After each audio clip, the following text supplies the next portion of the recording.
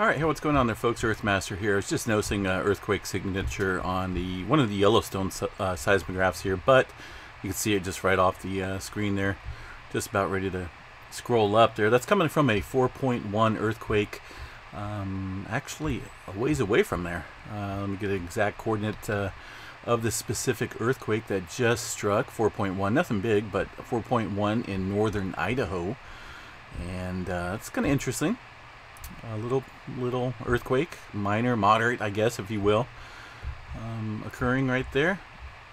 You can see it zoomed in just a tad bit here. I'm going to pull up the USGS map here in just a second, but did want you guys to see that little signature. You can see it right there on this station right there by the Yellowstone, right here. Now beginning to go off the screen there, but interesting, very interesting activity there. Let me pull up one more thing here. Properties. Let's see here. Just really smoky day out here once again. Okay, so we'll see if these guys update their information here or not. This here is the latest earthquakes from the USGS website. And let me zoom in here so you guys can see exactly the area that I'm referring to here. Just up here in a section of northern Idaho, I guess, if you will. The little red circle indicating that 4.1 earthquake right there. Kind of up there, it looks like in the Clearwater Mountains region, and maybe just outside of there. Let me zoom in here just a little bit closer. It was just east of Harpster, Idaho. Never heard of it. What do we got here? The Korat Mill. Not for sure what's all in there, but a bunch of creeks and mountains, whatnot. This earthquake occurring at 13 kilometers below the surface there. Once again, 4.1 occurring out here in northern Idaho region. And I'm sure some folks felt it out there. If there is any folks out there in the out there in those parts of Idaho. I know it's pretty beautiful for one, lots of wilderness. But anyway, let me get rid of that. That's transparency is not good.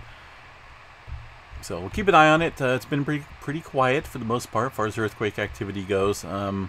Following that large 6.9 that occurred just a couple days ago out there in the Fiji Islands region. Some earthquake activity occurring on the northwest corner of the Pacific Plate region up around Japan, north and just south of Japan region there. And a pretty good cluster of quakes occurring out towards the Indonesia area. That's this area right over here. The rest of these earthquakes here indicating some older earthquakes just about ready to drop off the globe, indicating almost older than 24-hour activity right there, those red rings. So, but once again, yeah, 4.1 occurring in the northern Idaho section there. Of course, Idaho's no stranger to earthquake activity. They do get their earthquakes out there. Kind of close around the Bitterfront or Bitterroot Range. That's what it's called. The Intermountain West, right? Parts of the deformed crust right around the old American craton, right? Part of the stable landmass that really hasn't moved any in the last, I don't know how many millions of years, but everything else around it deforms and creates Rockies and creates an Intermountain West region and areas all around it. So anyway, folks, we'll jump off here. I just wanted to cover that earthquake real quick occurring out there in the beautiful state of Idaho.